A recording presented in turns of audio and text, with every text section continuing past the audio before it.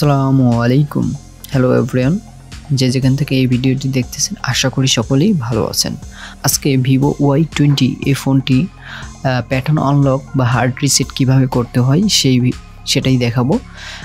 ভিডিওটি শুরু করার আগে একটা কথা বলে নিই, যাদের ফোনে already Gmail ID log in করা আছে তাদের আমি যেভাবে এখন লকটি খুলবো বা হার্ড রিসেট করব, এটা করার পরে একটি অ্যাপারপি লক হয়ে যাবে, যেটা গুগল লক।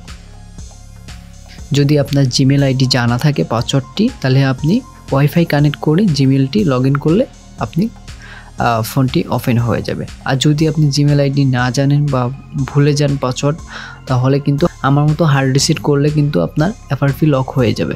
তখন কিন্তু আপনি নিজের থেকেই একা একা খুলতে পারবেন না।